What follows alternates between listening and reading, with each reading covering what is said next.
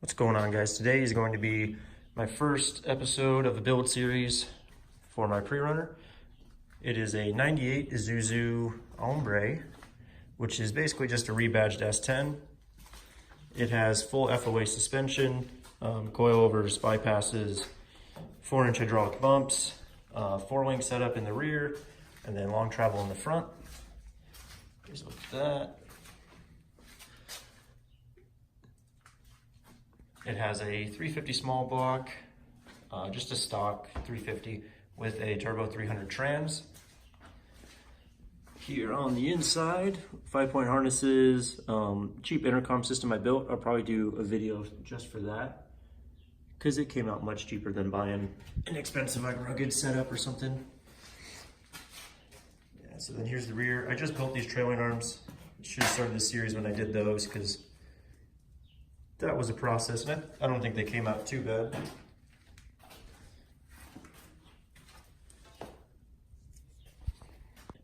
All right, so for today's video, what we're gonna be doing is we need to cut these down. As you can see, that one's really long. Front one, I might leave, I haven't decided yet. But I had to redo the mount for this fuel cell because the new trusses and everything for the rear, like I said, I just redid all that. So those link mounts end up sitting up quite a bit higher than they used to, so I had to move the fuel cell up a couple inches. As you can see, it used to sit down on this bar, so I just cut it, raised it up, and then did it like that, and redid these all thread parts. So I need to do that, and then what I also need to do is cut these tabs off, cut this one off and scoot it over so I don't have this gap.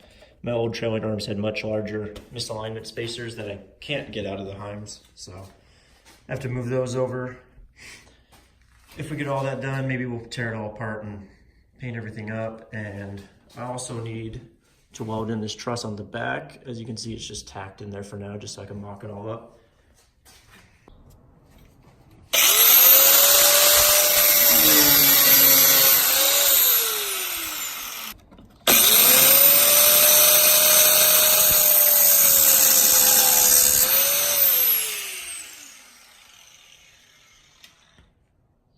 These are cut off, side project, because before I can use the engine hoist to lift this up to get the trailing arms and everything off, I need to empty out the bed of my truck, which is another 350. Before we can do that, I need to straighten up so I can get the engine hoist out. All right, now that we got a spot for everything, let's get her on the stand. All right, so here she is. Doesn't look too bad, a little bit of surface rust all over it, but haven't decided if I want to build it or just kind of slap it back together and sell it. Or, you know, I may end up 383 stroking it and swapping it in instead of this just stock 350. I don't know. Can't decide. But at least it's in the garage now. All right, since this is my first video on the truck, I figured I'll go into a little more detail on everything that I've got on it and what all I've built. So, little eBay light bar on the front, 2 more up here on the roof, and then pods in the grill on each side.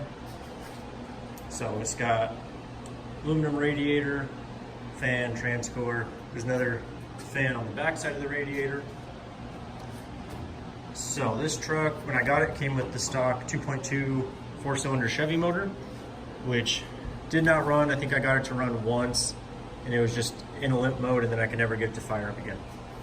So I put a 2.3 Ford that I had from my old race car in it. Had issues with that, and I was also super worried that it wouldn't be able to spin 35-inch tires just because it's a little 4-cylinder. So then I decided, all right, 350. So pulled this motor out of a guy's El Camino. So it was already turnkey, came with pretty much everything I needed, minus the distributor, and I think that's about it. So I put power steering on it, just put a new alternator on it because the one that came with it didn't work. And then So got it mocked up in there, built the whole engine cage, rebuilt all my front suspension for it. So this is just a home built long travel kit that I bought off of somebody a few years ago for the truck. So in order to make this fit, what I ended up having to do was cut out the coilover buckets and plate in the frame all the way down and box it all in. And then, you know, build the whole engine cage for it, which was my first time actually building anything like this. When I got the truck, the cab in the back came caged. So I just had to build the engine cage for it. So I just have a little Harbor Freight tubing bender and use that for the whole thing. So another big issue I had was the headers. So since this truck was never designed for any motor this big, trying to fit the headers in here was just, or any like store-bought headers was just not going to work, especially with the long travel, because most of them, you know, kind of would come up here and go along the firewall and go back. But with the steering column right there, pretty much touching the block almost, and then the long travel setup, which obviously comes up pretty high, there was just no way that any headers were going to work. So what I had to do was just buy the tubing and build my own. And so they literally just dump right here next to the front tire.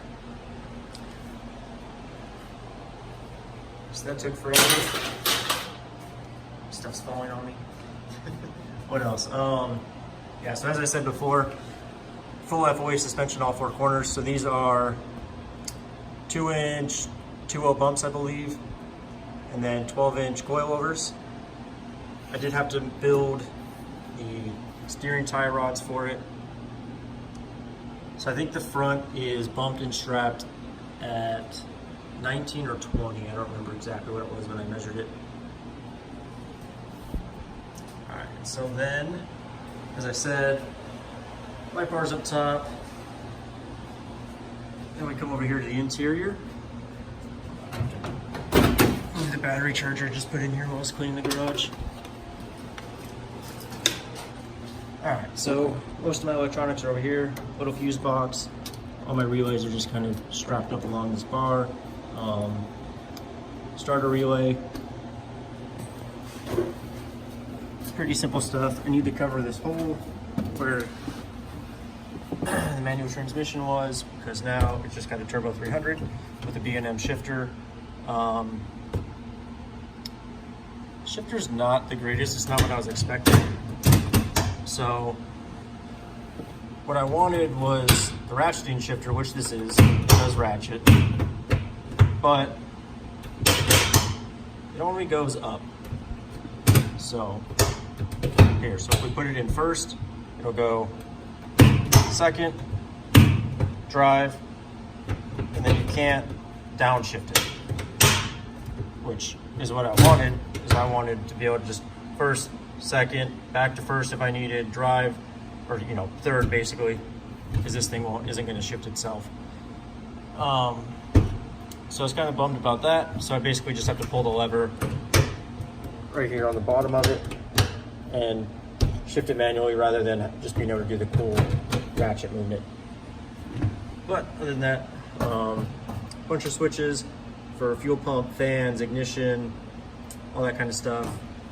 Cigarette lighter with a voltmeter in it, USB plug, oil, water, and then I've got 2 battery gauges because I have 2 batteries in this. One that runs the engine and the other one runs all the lights and all the accessories and everything like that. So I do have a keyed ignition in it just for added, I don't know, security. All right, and then over here on the driver's side, we have this one, which will connect the 2 batteries so that they can charge off the alternator, or they can both charge rather than the one being isolated. So this is just my switch to a separate relay on the batteries themselves. This one does the lights in the grille and the bumper. Nice steering wheel. Well, I don't know about nice, but steering wheel. And then, as I said before, just eBay 5-point harnesses. They're the cam lock style, which is pretty nice because you can swap in and out pretty quick. And then my like homemade in-car intercom system. I have that all housed in here. So I've got an old iPhone just for an iPod basically. All right, so in this jumbled mess of wires, down there at the right side, you can kind of see it. You can see the knobs on it, the volume knobs down in there. Is just an aircraft intercom, which I got off eBay for like 50 bucks. And then that runs the aircraft headsets. And then I just have the phone plugged into that on an aux cable. And it works pretty good.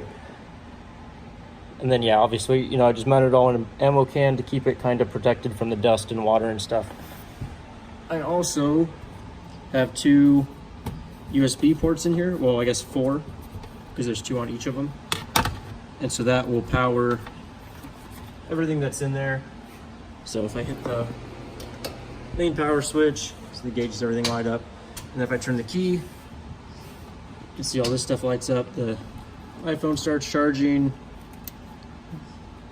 This little guy turns on, that turns on. The intercom will turn on if you see the light there flashing on it when it picks up audio. And so yeah, so that's all of that. I do want to put a sound system in it eventually, but this works for now. I can get music and everything through the headphones. So, because obviously with the headers like that, it's very loud in here. So I forgot to mention, I do have all the fiberglass for it. It's just not on it because I've been doing a bunch of work and it all just gets in the way. So I keep it up there where it's safe and doesn't fall and get broken.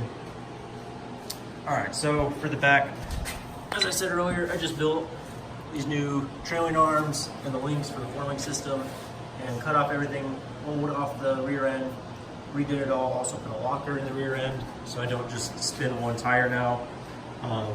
Bump stops just got put on. I can finally use these, which I couldn't with my old trailing arms. So these FOA coilovers are 14-inch dual spring coilovers. As you can see, the little tender spring up here.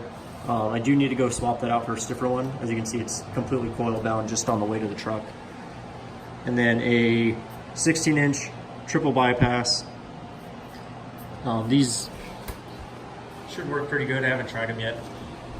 And then here's my dual battery setup back there. All right, so now the rear end, 4 9-inch rear end. I believe the link mount and this top truss are from Rough Stuff. It's really nice truss. It's all 1/4 inch. It's actually boxed on the bottom side too. It's not just C-channel. So that should be plenty strong over what I used to have. And then the like spine truss, I think I just got it on Amazon or eBay. I think it was like 40 bucks. And so I haven't finished welding that in yet, but that will get there.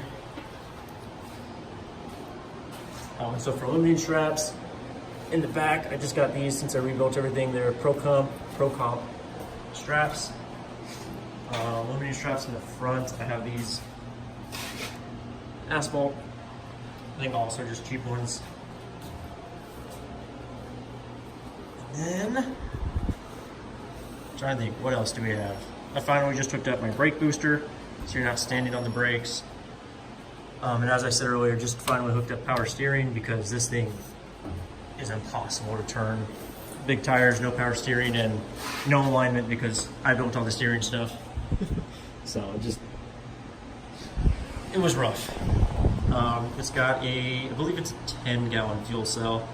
It's pretty small. I'd like to get a bigger one. I just can't really justify spending the money on it.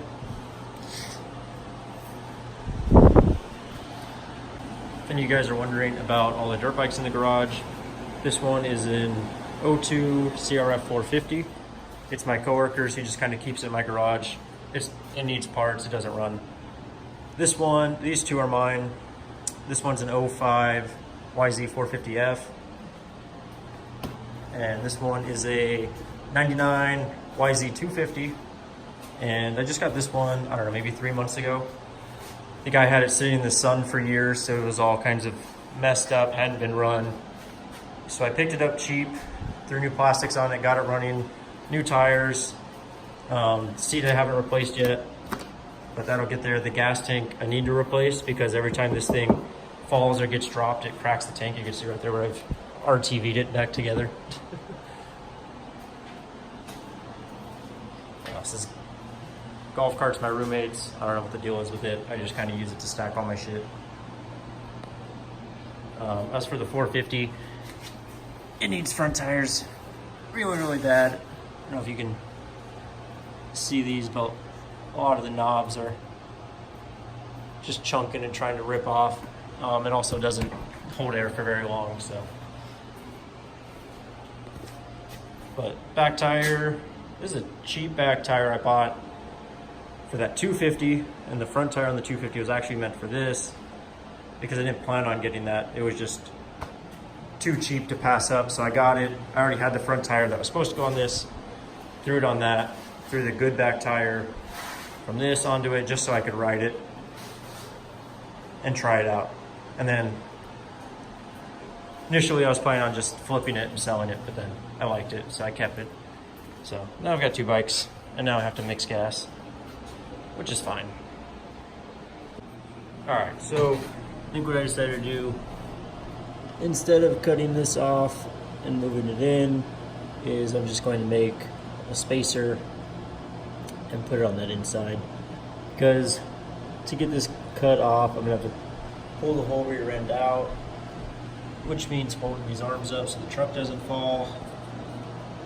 And then I think trying to slide the rear end in with that moved, it'll be really hard to line it up with these.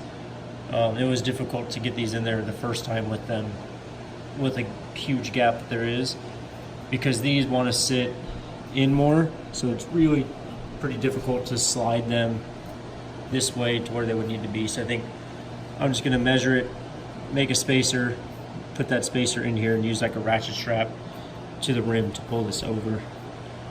Basically, I want it as far or as close to the tire as possible because there is not a whole lot of room between the coilover and the frame rail. So I want these to be as far over as possible just to give myself more room and not have to worry about the frame rubbing the coilover. It's the same on the other side too. They're just really, really close.